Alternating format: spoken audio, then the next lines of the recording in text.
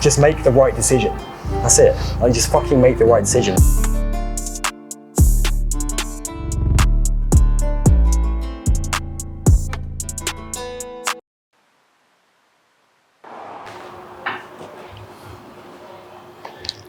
I feel like this will only feel good when it has like weight on it. This has no weight on it, right? Yeah, it has no weight. I talked to him about Gymshark. Gymshark? Yeah, Gymshark. Start off there. Where do you want me to start with Gymshark? Okay. It's pretty broad. Okay. It's like, talk to me about what? Like, you want to know about their latest products? No. I mean, okay. If what kind of person would be suited to Gymshark and why? I'm putting weights on, by the way. So all right. What kind of person would be suited to Gymshark?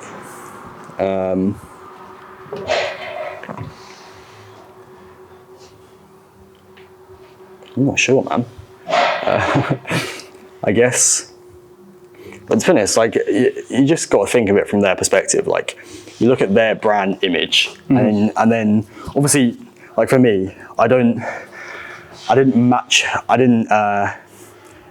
post purely for the reason of getting sponsored by Gymshark. Yeah. Like, I knew I could do it like along the way, because I knew that the sort of person I was, like, I knew that our brand sort of aligned. So you have to think of it from like a business point of view and like where the money goes. Like, when you're, for them, building a business, you're building like a brand image, right? So their brand image, making clothes for people that love the gym, and niching down further than that, like, they started off making like stringers for, I think they caught the sort of wave of like the Ziz, Jeff Side era, and they started making stringers for the people that were into that. I think I'm pretty sure that's how Gymshark started. Yeah.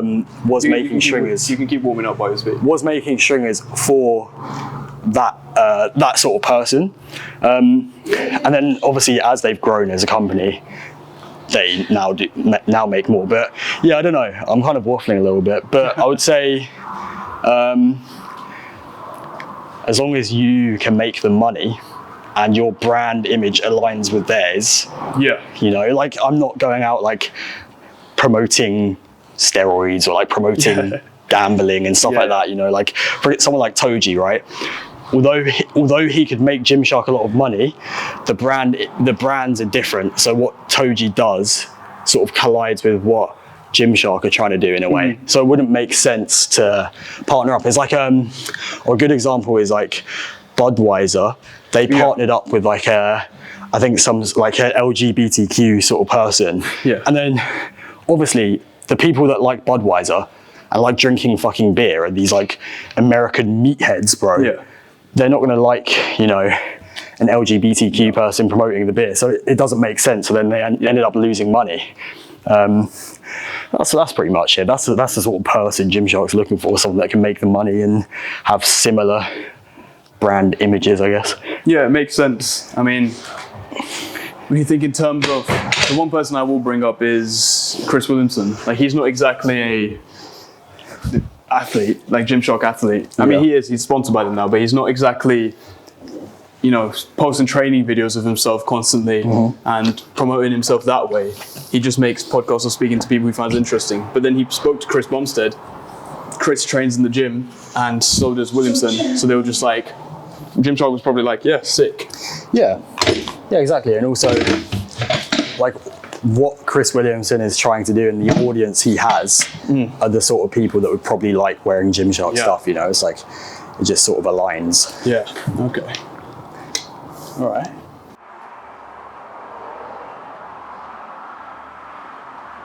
Do you think anyone can get big on social media? No. Why? Well, no, actually, no. Objective, like, definitely not, because I think anyone could, if they reach like their full potential of who they are as people. But I feel like so many people are held back by their own like insecurities or different things in their life. They're just held back from being the person that they should be. And I feel like, yeah, also another reason why not everyone could get big on social media, I guess, is because not everyone's personality is a super outgoing person that wants to be in front of a camera. So Yeah. not everyone wants to be big on social media also. Okay. But I think to answer the question you're looking for, I think it's possible for a lot of people to do well and make a career on it, if they allow themselves to like fully blossom into who they should be in a way. Okay, I hear you. Back to your point on insecurity. This may be a bit personal, but That's all right, mate. you know the lip thing. Yeah. Yeah. I remember when you first started. I think a couple of people may have brought it up. Mm-hmm. How did you deal with that? Because I know there's a lot of people who have. Because I tell people advice on how to change things that they find that they actually can change. Yeah. Versus things that they can't change. You can't change that shit. Unlucky. No. So what's your advice on things that you can't change? Let me put some more weight on real quick. Yeah. Okay. Let's do a 25. What were you saying? Just your advice on people who Have things they can't necessarily change. Yeah. I don't know. I guess you just need to. It's all a mental thing. It's just coming to terms with like, oh, fuck, that's heavy. I didn't expect that. to take the tens off. Yeah, take the tens off. I mean, coming to terms with like, not everyone's perfect, you know. Like, something that's imperfect about me, there's other people that also have like everyone's imperfect, and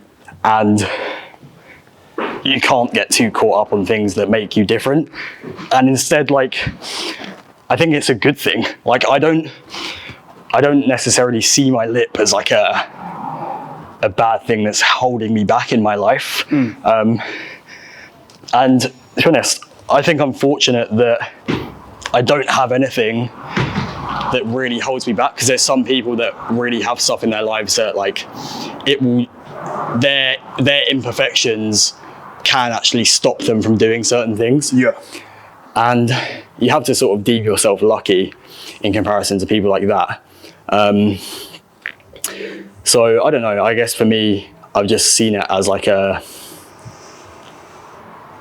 don't know, everyone's imperfect, isn't it? I don't care. I know there's so many other good things about me that like, it doesn't matter about like a small like bump on my lip that I got from like when I was a kid.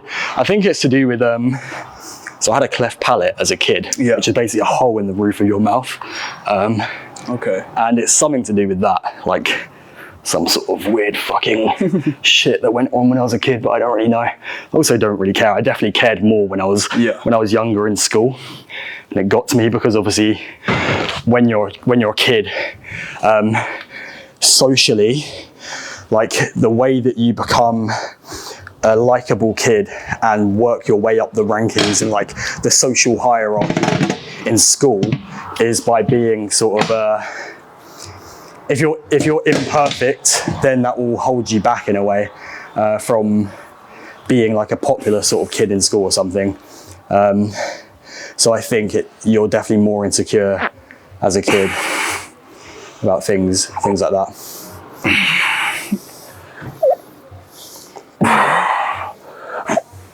It's pretty heavy, isn't it? For 125 plate. Yeah.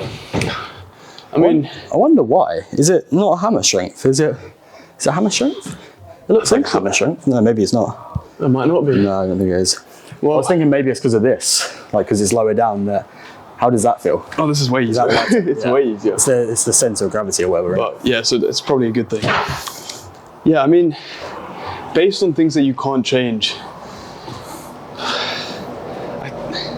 I kind of tell everyone that it just doesn't stop you from doing the things that you need to do. You know what I mean? Yeah. As in, two things. Like, people more care about themselves than they care about you. Yeah. So they're more thinking about, oh, what about this little thing on my cheek? Like, rather than your own, well, deformity sounds so harsh, but like whatever insecurity is holding you back. Yeah. And also, one thing that may coincide with someone, whoever might listen to this, is that you don't need to deserve things to have them. It's like, some people say to themselves, like, I need to deserve having a good business. Like, I need to be a good person to have a good business. Being a good person isn't, obviously, like, you want to be a good person, but it doesn't stop you from doing the actions to have a business. Yeah. No, for sure, bro. I definitely get caught up in that, like, so much with thinking I need to be like the best version of myself before I can get anything that I want, in a way. That's so true.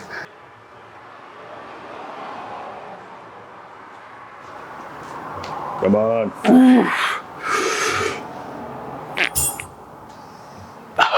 Yes.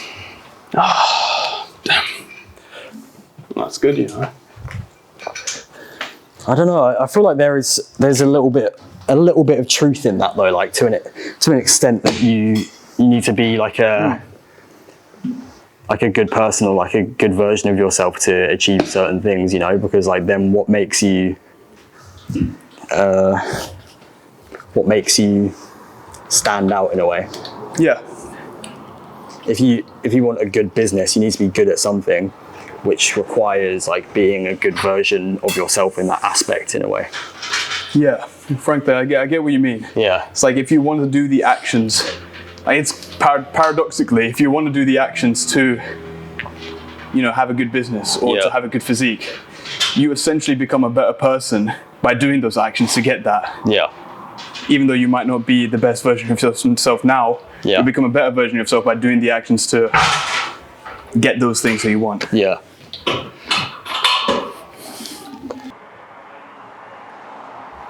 What's your relationship with social media, and are you able to detach from it, especially when your career relies on it?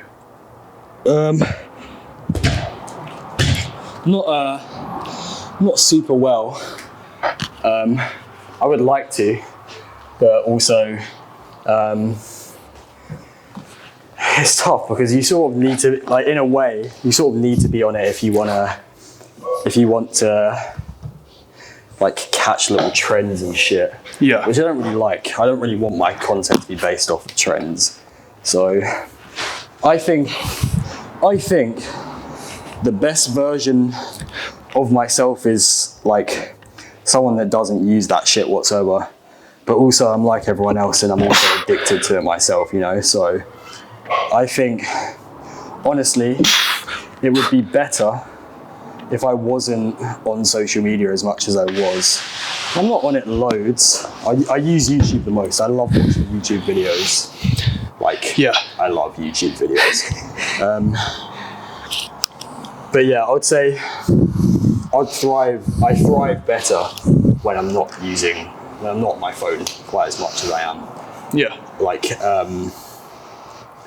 it just sort of harms my mood, as it does many people, I would say. Yeah. And then it stops me from like being a better version of myself, I would say.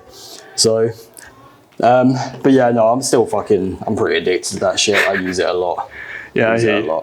Okay, I'll reply in a second. How are you doing these? I'm sitting up and then just letting I could see that you were like rowing in this way. Yeah.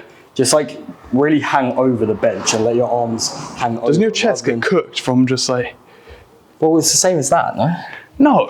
Yeah, like, it is, bro. Okay, do you go like entire chest over? Yeah, chest over pretty much. Okay. Yeah, so the bench is like on your sternum pretty much, and then the dumbbells just sit like, oh shit. Okay, I see. And then you just do like a high row pretty much. You flare them out. And really like stretch like that all the way around at the bottom, like let that sag down, there you go. And row up. That's it.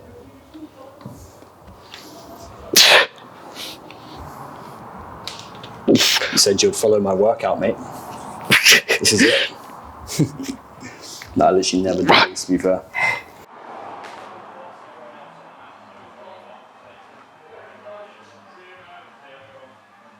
To extend on your question, Oh yeah. like I just think you can be a lot more original if you're not on social media. Yeah. You're also trying to post on social media.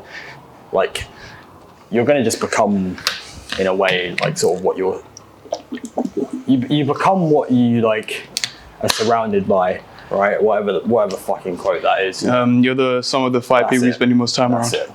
Yeah. You know what I meant, but yeah. If you're just constantly on social media watching the same people every day, that's what you're going to become, and you're never going to be a better version of like them than them. So I feel like if you actually want to do well on social media, you need to be original and authentic and stuff. You need to be like something new. And yeah, if you're just on social media all the time, you're not gonna be someone new, because you're almost like up to date, you know. You need to sort of be detached from that shit. I feel like Sam Tzu looks like a good example of like that guy popping off. Like he just seems like someone that doesn't use, I know he does, but like he just seems like he's so different that it doesn't seem like he's in the world of social media, in my opinion at least. I don't know. I got a question on that. So about being original, I'm guessing you mean like be yourself, right? Yeah. Essentially, that's the main piece of advice. Now, the problem with that is, let's say you start a channel, right, and you be yourself and you're just being authentic. Yeah. You're essentially driving a stake in the ground with your beliefs at the time and like the kind of person you are, right? Yeah. But if you are improving as a person, you're growing as an individual, it means you change, because humans adapt and they, change, they become better, they have different beliefs. Yeah. But when you have a following, people see you having a certain belief in a certain way. And when you change, people don't like that, because you drove a stake in the ground. The harder you drive that stake in the ground, the harder it will be to pull back out. Yeah. So essentially, wouldn't you eventually have to get to a point of inauthenticity, because you'd have to keep up an old act of yourself, of who you used to be, when time goes by, even though you changed and evolved as an individual. Yeah, no, for sure, you're right. But I mean, you changing is still authentic, you know. Like the person that you change into is still the person. Yeah. So, I mean, yeah. But yeah, it's tough, innit? Because like, your true self might also be like the exact same as someone else, you know. That's also posting and stuff. So then you're not going to do well on socials just from being yourself, you know, being your authentic, true version of yourself, because it's the same as someone else's. You know. Okay. Yeah. Okay. I think I actually get that a lot. Like when I think of like the best version of myself, I look at like certain other people and I'm like, oh damn, like he's sort of just like how I would want to be and how I envision myself. Like when I'm in it, let's say when I'm having a good day and I'm in a good mood, it's almost like how this person is and how they post their content all the time. And I'm like, oh shit, I'm just gonna stop. I'm gonna stop this shit. But yeah, bro, I'm pretty stuck with like what I want to do with my content, to be fair. Yeah. I don't really know. I want it to serve a good purpose. I don't really know. I can't put my hand on like there's something about your physique that makes it like unique. I don't know what it is. I feel like you got a big upper back, like your upper back is like... I can't lie. I remember when you used to deadlift, I always used to look at you and be like, damn, this guy's got the maddest deadlift build right now. Oh, I appreciate it, like man. All upper back with some long arms. It was probably from swimming, honestly. Swimming? Yeah, because I used to swim competitively. Yeah, so it does something to... I have no idea what it does, but it does something in it. Yeah, but it's not nice, because like I'm kind of wide. Yeah. A little. I wouldn't like. I'm being a little bit humble here. I'm not that wide. Yeah. But to compare to the average person, but my arms aren't that big compared to like. So it looks so disproportionate. Yeah. Which is why I added an arm. Your arms aren't big. What do you mean? Like there's just the mass of the arm? Yeah, compared to.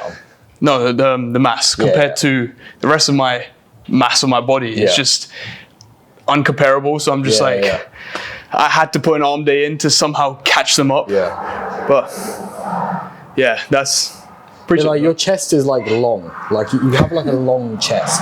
Is that a Like bad thing? it's not necessarily like not to shit on you, but like it's not like big. Like my chest is like pretty. Like I've got pretty, like, meaty boobies, but like I feel like your chest with more muscle would look like massive because it's all like a big sort of like surface area. Yeah, I hear you. Does that make sense? Yeah, I mean, that's good to know, like, what the future kind of holds. Yeah.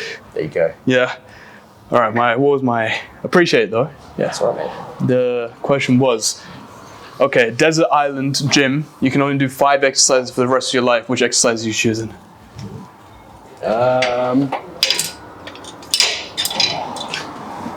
Probably like double-handed penis extensions.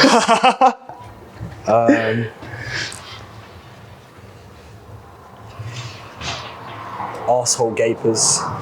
It's a pretty good one. And no, on a real though, probably lat pull downs, lateral raises,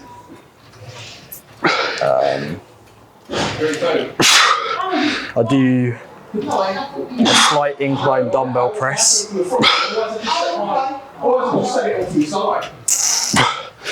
What else? Barbell squats. Okay. And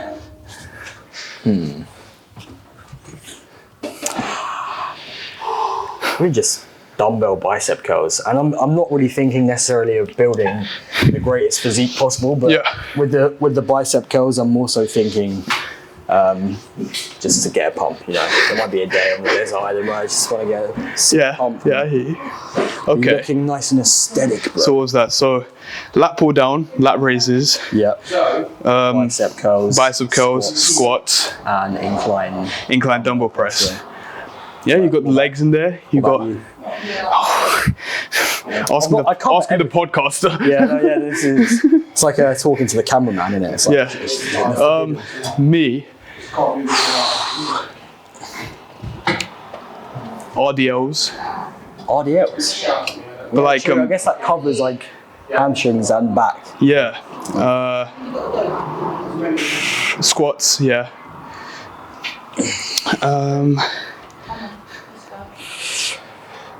Machine preacher curls. Bro, that's a weird one. Yeah, I just feel my biceps the best on that. Right. So maybe a specific back exercise. Lat pull down, yeah. Yeah. Okay, lat pull down, RDLs, squats. Okay, chest exercise. Incline Smith machine. Yeah? Yeah. Prefer dumbbells over Smith. I don't know. Smith's caught my tongue for the moment. Caught my tail? What's the phrase? Bro, I have no idea. Let's go!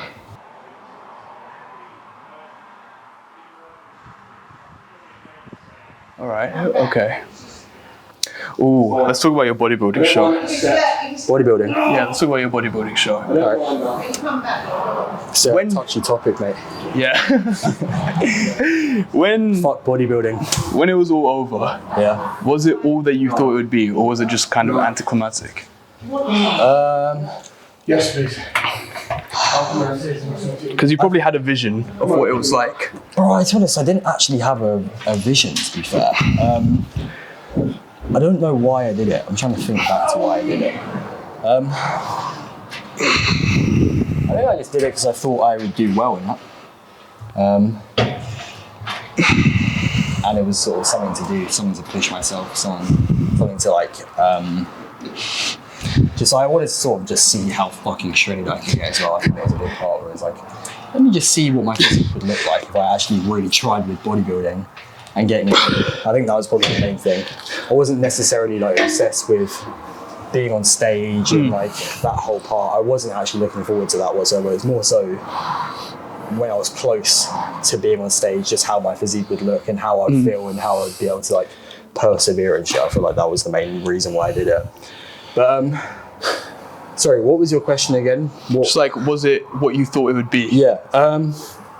Yeah, I think so. I think it was what I thought it would be. Actually, no, I think it was harder than I thought.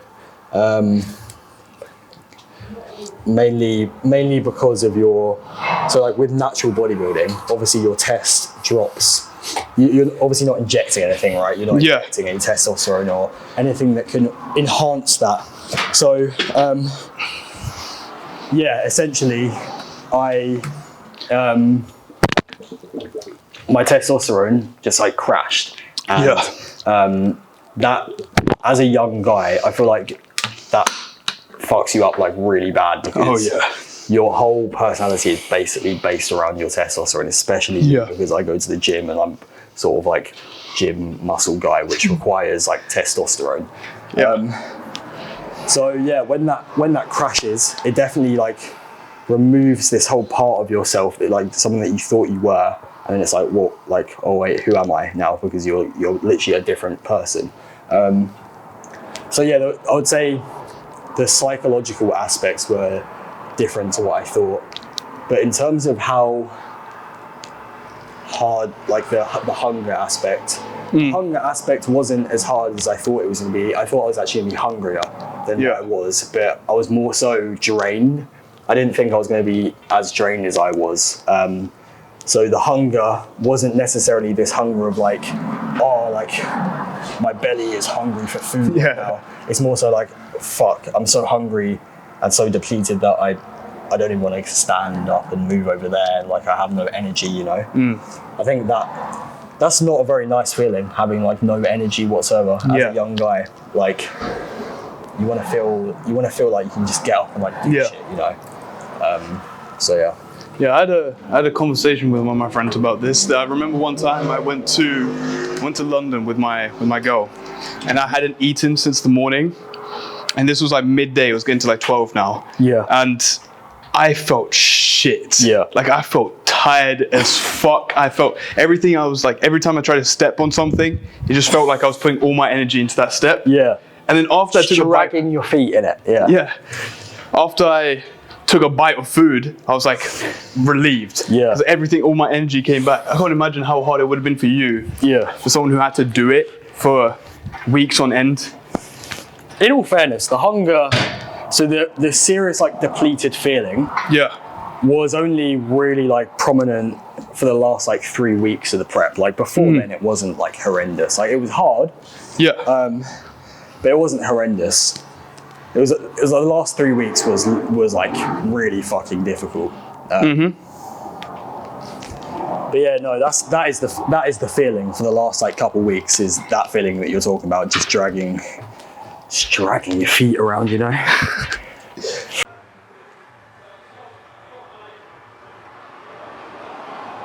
So I care a lot about that, and that might make me feel bad, and then I'll go home and I'll just go on my phone because I'm just that thoughts in my head, and I'm trying to escape that negative emotion. So it's all. This is why people get addicted, and it's the. I'll give you a little science behind that about why that happens. It's attention. So essentially, if you have any negative problem in your life, you've basically said this, but I'll like put it more eloquently. If you have any negative problems in your life, you want to direct your attention away from the negative problem onto something less negative that takes your attention away from it.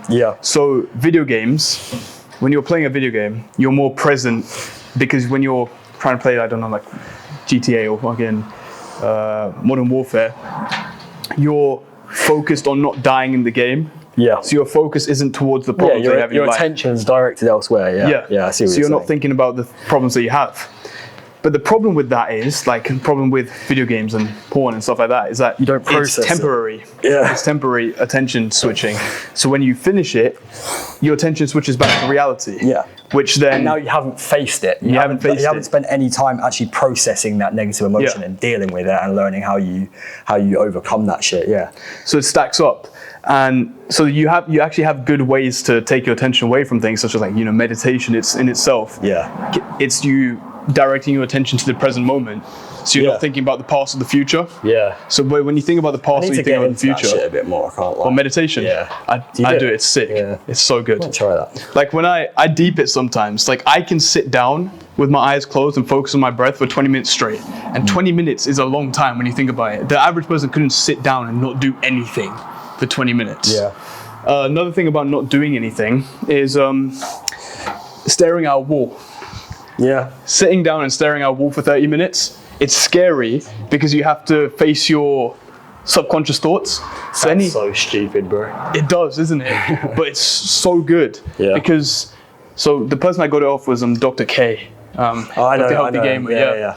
And he said when he had his clients do it, some of them literally had like full ego deaths where their emotional trauma just came out and they started crying. There's all this like shit pent up. There's all this pent up shit that you haven't dealt with. Yeah. You know, it's like you constantly like suppress your negative emotion over and over again, and it just builds up until.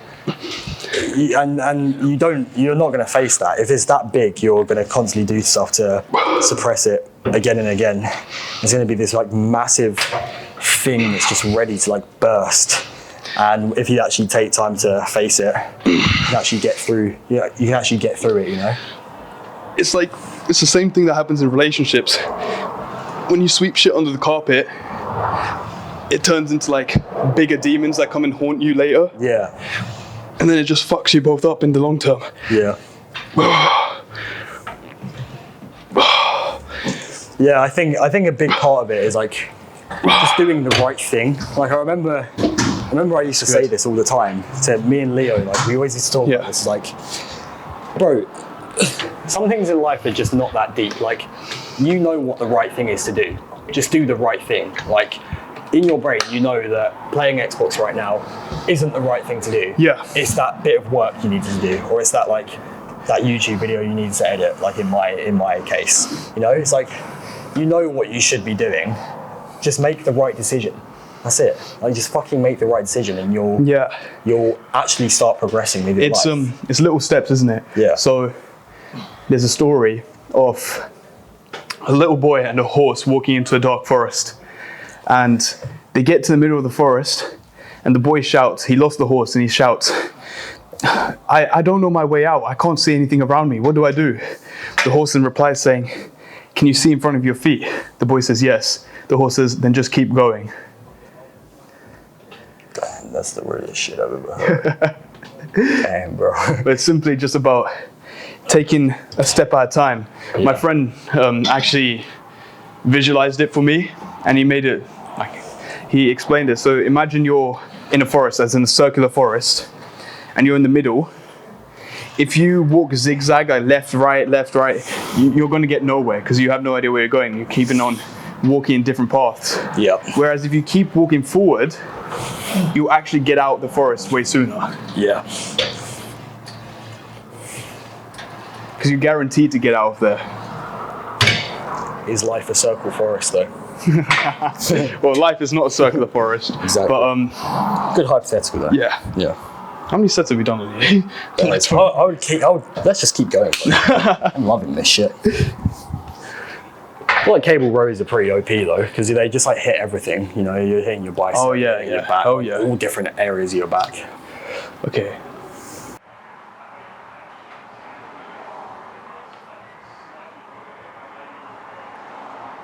I had some other things to talk to you about. Right. You know, talk to me about drinking or not. Nah, I'm alright, thanks, mate. You said or not, you know. So. Yeah. I'm good. No, I mean like drinking or not. Like. All right, yeah. So, I don't know. Yeah, I guess. I feel like there's a lot of people, especially in like the fitness sort of like scene, that have very like strong opinions on not drinking and all that sort of stuff. But there's nothing in my life that's ever shown to me like there's that much of a bad thing, you know. So I drink on occasion. Yeah, I don't know. I find for me, and this isn't necessarily this is definitely not the right way of dealing with things. Yeah. but it definitely helps me like loosen up in social scenarios. So if I like on a holiday, for example, with my girlfriend recently, like it's a very social environment, like in the hotel and stuff. And I just, rather than sitting there feeling self-conscious, I'd rather drink and feel less self-conscious and just have a bit more fun. And things feel a bit more disassociated, because that's what I'm pretty sure that's what alcohol does. It disassociates you, which is why it stops you, which is why it's a social lubricant, because you're now disassociated from like people's judgments and thinking about all this sort of stuff. The same as like ketamine, and people actually offer, like I'm pretty sure there's like clinics that offer ketamine to people that have like really bad like social anxiety. Shit like that, like people that are really in their head about it, because it's a disassociant. I think that's the right word. So but yeah, no, I know that's not the right way of dealing with it, because you're just doing some external thing to help deal with it. It's like people that are like, oh, I feel so stressed out, let me smoke a cigarette. It's like, yeah, that's not the right way of dealing with your stress, is it? Like it might help temporarily, you know. And that's a good point actually. Cigarettes, I don't know if you know this, but the nicotine doesn't actually help you relieve the stress. It's actually the breathing pattern that you do when you're smoking. So it's like the short inhalation and then the long exhale, and that like breathing pattern is actually what makes you feel calm. So it's like that's interesting. As you're blowing it out like constantly. Because nicotine is actually a stimulant, so it shouldn't actually make you feel like less stress. It's actually the breathing that does it. But yeah, no, anyway, it's external things. Obviously I know that's not the right way of dealing with things, but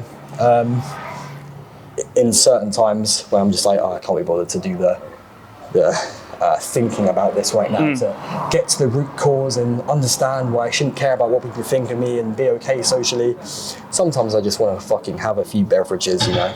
And I quite like drinking. I think you bring up a good point, in the sense that if you're in the social situation at the moment and you say haven't built up the skill to the level that you want to, of just going up to people and being less self-conscious, there's no point of just wasting your time sitting about and thinking about being self-conscious when you just want to enjoy the moment. So since you're in the moment and you're drinking the alcohol to help you enjoy the moment, I think that's fine. But as long as along the side, you're also trying to do the work to become less self-conscious and confident, instead of using it every time to be less self-conscious.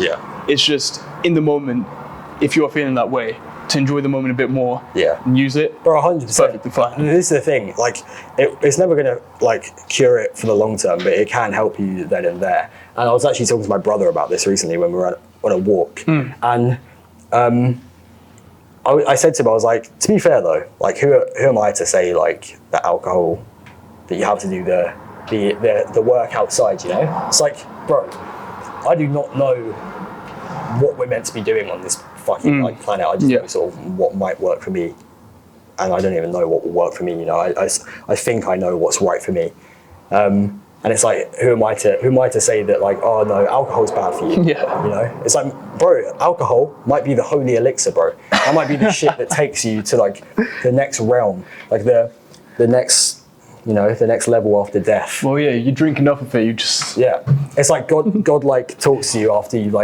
drunk loads of alcohol your whole life, and then you die, and then God talks to you, he's like, well done, bro. You did the right thing. Like you took the right steps, you know? Like maybe that is the point of life. I mean, so who am I to say that? I mean, like, Jesus did make water into wine, so... Yeah, exactly. he was pointing at something there and saying, come on. Stop drinking water. Tell them to keep drinking alcohol, man. Just that's all you need. I would look silly with a beard. It's not my vibe, you know. It's not my vibe. You can grow one. Yeah. Well, I can't grow one. I can grow some pubes on the side. Actually, that's a lie. I can grow one. I just don't like it. You just don't decide to grow one. In the 80s? Yeah, late 80s. Yeah, you threw that in. Hey? You threw that in just to make sure that we didn't move. Yeah. What do you do for your biceps? Wait, 15. Yeah. What do you do for your biceps? I didn't start. Choice or? To be honest, I don't really have any specific exercises that I do. I do. To be honest, I literally just do like bicep curls, like standing. And then you get this. Essentially, yeah. I do. Actually, to be fair, that's a lie. I do a lot of incline. Oh yeah. They're sort of the best ones. Then literally standing. On that point, I saw you and Harry doing using the preacher co seat to do lat raises. Oh yeah. Bro, I've been doing them recently. Kill. It's fucking great exercise. Bro, to be honest, I never really do that. Like even lat raises, I usually just do standing. But I think I just wanted to sit down. I was just being lazy. Bro's the most basic exercise hog, and he just gets. I've tried all like the. Actually, I haven't tried all of the really optimal sort of stuff. Yeah. But I don't know. I just prefer like the basic. I prefer just something that I can just go ham on, you know? Yeah, I know. Just go ham on. That's what I like. Okay, I hear you. Yeah, because like especially now that I'm not like competing or anything like that, like I don't train purely just for like building the most amount of muscle possible. I also train a lot for like just for it feeling good in my for my mental space, you know? And to feel best, you want to just go ham. You're right. Fucking ham. You're right. When I actually think about it, most of the exercises I've really connected with recently have been the ones which I can just fucking just rep out. Yeah. Actually, it's just enough that it calls it well. That's it right there. I was reading one book by Ryan Holiday. It's The Obstacle is the Way. The guy that writes the Daily Stoic, or he has the Instagram page. Yeah. Well, what's your way of going around problems that you have in your life?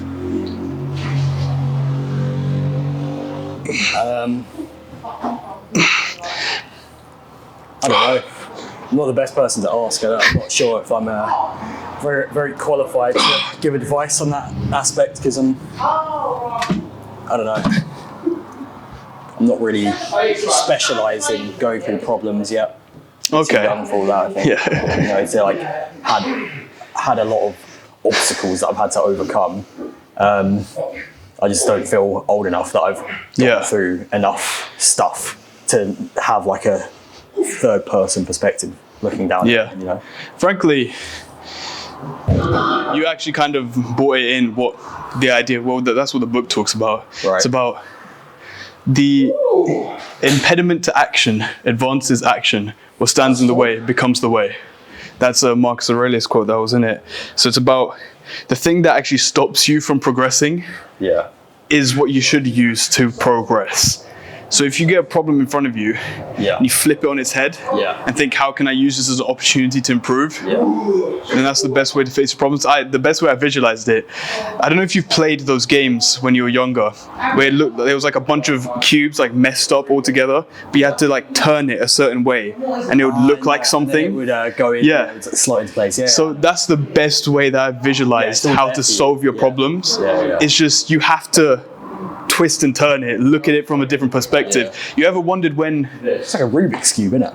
Yeah. There's a prime example of a problem, but like the solution is within the problem. Can you solve one? No, I can't. There you go. Oh, okay. Yeah. All right, you say, goodbye. Yeah, goodbye, Harley. It was nice having you on, man. It's great. Yeah. This is great, man. This is so cute. Right. You held on for a bit too long there. That was kind of gay still. What? That was kind of gay, bro. All right, we can...